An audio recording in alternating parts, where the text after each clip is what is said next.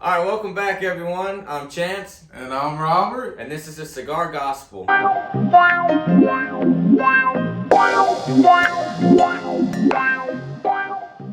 Today,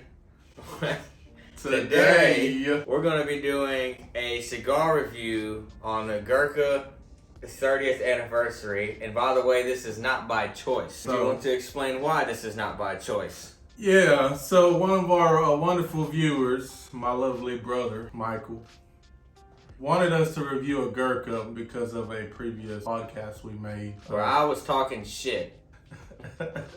About Gurkha. Me personally, I've never had a Gurkha, so I can't really speak, I just kind of go off of most of the time Chance's recommendations. Got our wonderful cups of coffee. We're drinking some Blackbeard Delight by Black Rifle today. So why don't you tell the people your initial thoughts? How excited you are to smoke this bad boy? So personally, I've never had a Gurkha that I like. I do not care for the brand very much. Since it was donated, I'm gonna give it a shot. And who knows, maybe I'll like it. I'm gonna stay open-minded. I mean, this cigar, made by Agnarosa leaf, and it's a Nicaraguan binder and filler with the Ecuadorian Habano Rosado wrapper. I like what Agnarosa leaf makes themselves, so maybe the cigar will be pretty good, better than other Gurkha. Well, I'm gonna put my glasses on and give y'all my visual impressions here. I think it looks nice. Actually, when we were shopping for this cigar, we saw another Gurkha that was just cracked up, man. Just cracked up. This one looks good, so let's get into it, man. We're using the wonderful Cuban crafters. It's the same taste every time. Earthiness. That's it. I hope one day Chance will eat his words. I've had. When you start getting into high dollar cigars. Yeah. Let's light this bad boy up. So far, not bad.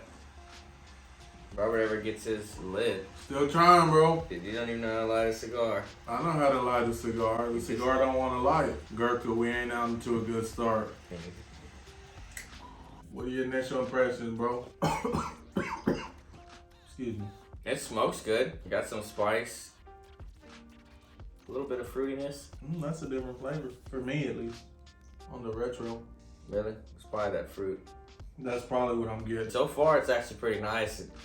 The way it's starting out is going to be a cigar I'll probably enjoy, which means I eat my words. But hey, that's what we're all about here in the Cigar Gospel, is trying things and maybe enjoying them. Stay tuned to see if this will be a Gurkha that I would actually recommend to another human being.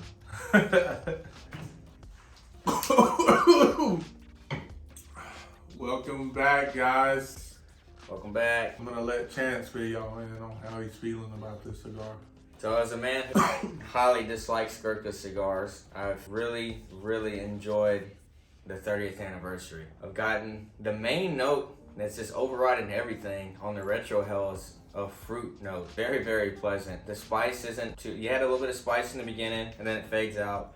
And it's mainly fruit. Now that I've gotten towards the middle, the fruit is dying down some, so I'm curious to see what the new notes are gonna be. So flavor progression wise, it doesn't have that much of a flavor progression, but it has a very good consistency of a flavor I enjoy, which helps me enjoy this cigar.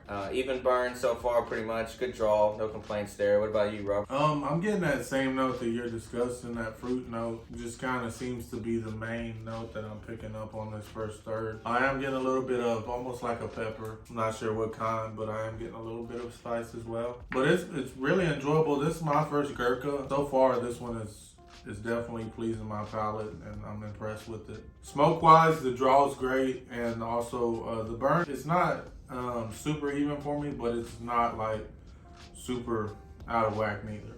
So another fun fact on Gurkha. So Gurkha is a very interesting brand. Their marketing is incredible. They're more of a marketing brand than a cigar brand, if you understand what I'm saying. Like, they spend a lot of money on their boxes and accessories and gear. Cool logos. The thing with Gurkha is most of their cigars are made at other people's factories with other blenders.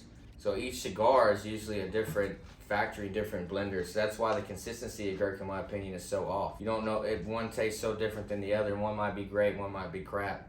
And I think it's mainly because of that.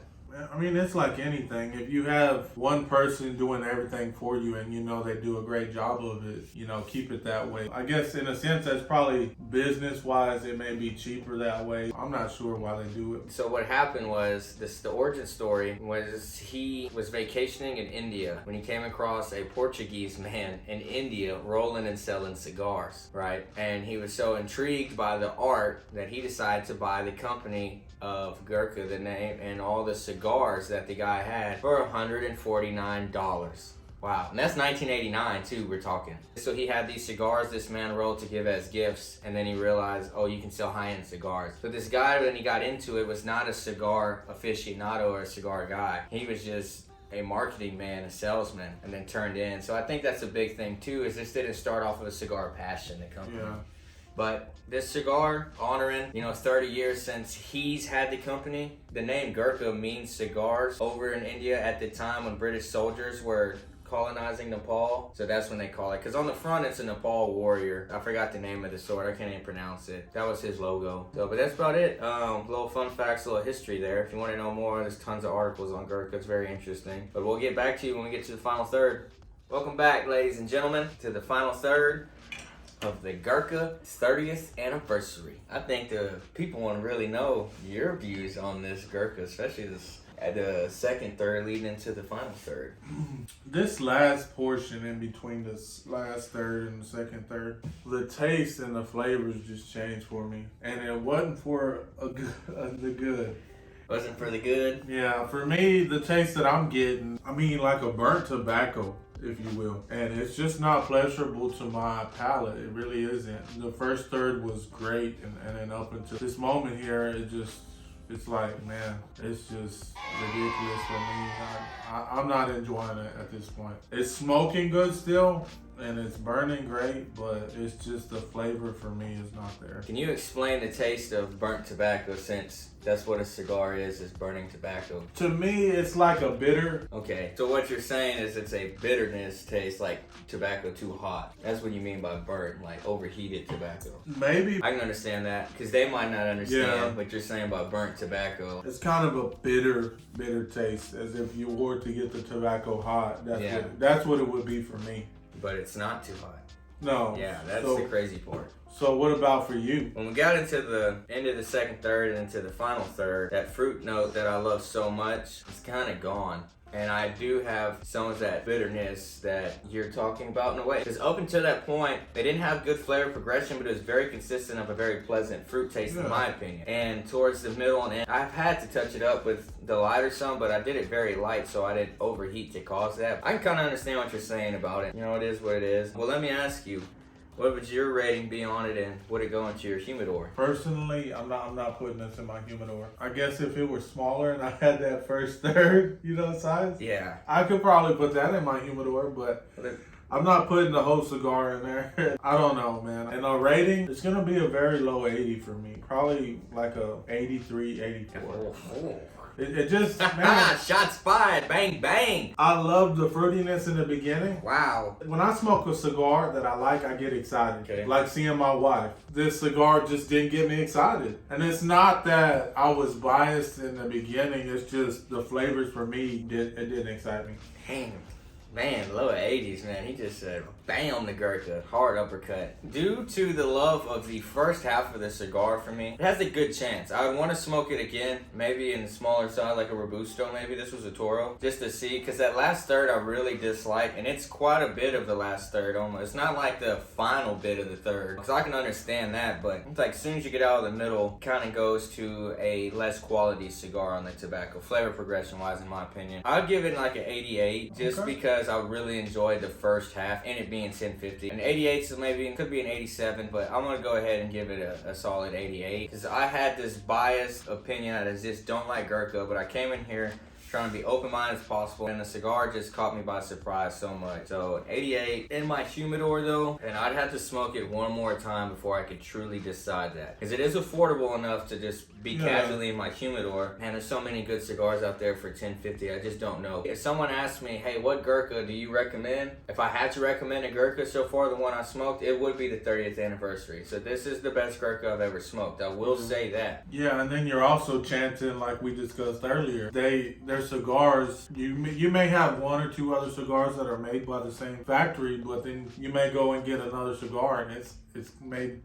somewhere completely different, and the quality may be even worse or better. Yeah, because I mean, Agnarosa leaf did this one, and I could tell. I smoked a few Agnarosa leaves, and that's kind of what I would expect from an Agnarosa leaf in the beginning. Yeah. It's just, man, like my tongue almost feels like semi-numb. It's this weird, like, bitter taste where, like he said, you just want to keep drinking water only at the last bit, and the cigar is not overheated at all, so I don't really understand. Thanks to Mike for being a Patreon and getting us these cigars to try. I know he did it as a joke because he knows I hate Gurkha, but hey, you know, I actually found a Gurkha that's smokable, so thanks, Mike. Appreciate it, Michael. If you guys want to see us review any particular cigars and want to send in a donation, y'all do that, and we'll be more than happy to review anything you guys request or like, as long as we can get a hold of it. And with that being said, I think just like and share. Follow us on all social media platforms. Sign up for our Patreon if you like this channel and want to support it. We'd really appreciate it. And I think that's about it. I'm Chance. And I'm Robert. And we are the Cigar Gospel.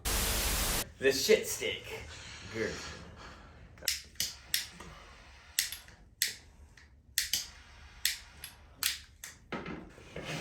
Michael, I just want you to know You gotta say local first. that I appreciate the dono. But why'd you select the fucking Gurkha, bro? Alright, ready? Yeah. No glasses? Okay. Cool. Bro, I can't fucking see. I'll try it without. But I could see the camera. I'm blind as Ray Charles, bro. Alright, 3, 2, 1. Scrum dilly-umptious.